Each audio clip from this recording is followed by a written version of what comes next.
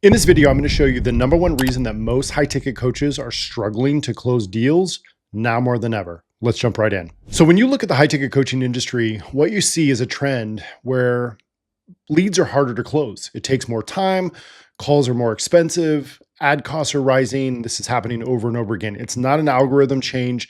The reason for this is because what's happening inside of your marketing ecosystem. And I'm going to walk you through this. So what you're looking at right now is the old high ticket buyer journey, point A to point B. A lead comes into your ad, maybe they opt in on a landing page, they see your VSL, they book a call, or maybe you're running ads to Messenger or doing organic, you do a DM, and within a couple of days, or maybe even the same day, they book a call. Those days aren't over entirely, but they certainly are few and far between. A majority of people are taking a lot longer to close. This is what the new high ticket buyer journey looks like. They come in, they opt in, or maybe they don't. They click your social profile. They follow you on social. Maybe they do opt in and they join your email list a few days later, and they go through this process of discovery. They're trying to build confidence in that you're going to be able to help them. They're trying to create trust. Do they trust you? That's ultimately what they're trying to answer. And if you can't help people say yes to that, you're going to lose sales. And this is where I see most people struggling in our industry. So what's the solution? The solution is you've got to build a marketing ecosystem that helps people navigate this journey. So what does that look like? I know this looks a little intimidating, but it's actually pretty simple. Let me zoom out. I'll give you kind of a 30,000 foot view of what this looks like. There's three sections to this funnel: top of funnel, middle funnel, bottom of funnel. And I'm not talking about top of funnel ads or middle funnel and bottom of funnel ads. I'm talking about how you treat people through this process. Now, your marketing ecosystem obviously needs to have a strong offer. If you don't have a strong offer, you're not going to do well. And how do you know if you have a strong offer?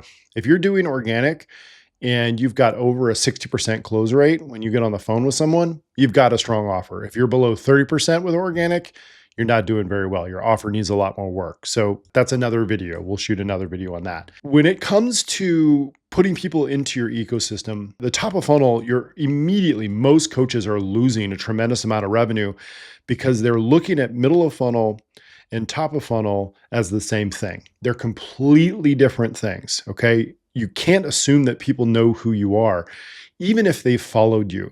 So multiple touch points become very important.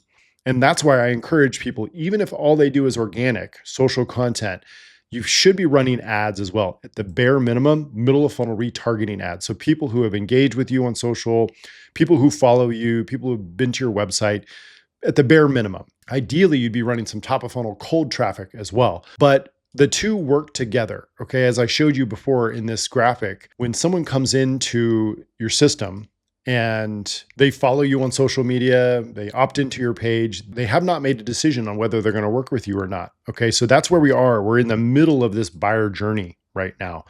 And when someone comes in and they opt in or they message you, they come into your messenger, you've got to have resources. You've got to have lead magnets, multiple lead magnets that you're pushing people through. Hopefully you're implementing some automation here. Now, not entirely, okay? I don't think you should go to 100% automation. Why? Because now more than ever, trust is at an all-time low. You've got to separate yourself from the AI and the automation, but you should be using it to help supplement you and your team, okay? Because you can only talk to so many people. So it's okay to use it. I use it as a filtering process a lot of the time. Someone will come in from an ad, they'll opt in. Maybe if we're driving them directly to Messenger, we'll have a link that automatically fires that brings them to the lead magnet, and then it follows up and automatically asks a question. And then our team will go in and they'll engage with those people via Messenger. Okay. The next part is really, really important. And this is where we're bringing people into your marketing ecosystem. And basically all we're doing here is creating multiple touch points. Now, I encourage people to do what I call a dual nurture marketing ecosystem. So you've got automation on one side and you've got human on the other. And the automation is really just nothing special. It's just creating quality content, courses, email marketing, missed call text back, SMS, VSLs, auto webinars, AI automation, voice, chat, social engagement, and messaging. And then on the human side, setter calls, DMs, community, live events, reoffers, two-steps, social nurture. These are all of the things that you're going to need to implement in order to qualify or disqualify people and move them through your journey and hopefully get them into your sales nurture process, which is, again, a completely different video. But Where you're missing out is by not implementing multiple of these points. Most coaches, what they're doing, they've got two. They've got email marketing follow up, right? And they're doing their social content and they hope that people will naturally work with them. So, what coaches end up doing is they spend a tremendous amount of time on their organic and paid traffic. Well, I just want to spend more money. I want to spend more and get more leads. Sure, that's important. But if you're missing out on all of these pieces, you're literally missing out on revenue. All of the things that you don't have here, you're leaking revenue. You don't need all of them, especially if you're just starting out, but you've got to have some things in place. So, what I'd encourage you to do, audit your business. Down below this video, you're going to see a link to an audit. It's an automated app that I created. It's totally free. It's going to walk you through a series of questions and it's going to help you identify what's missing in your business. It's going to show you and give you specific feedback on things that you can do right now to implement these into your business and start generating additional revenue right away. Click the link down below and we'll see you on the inside.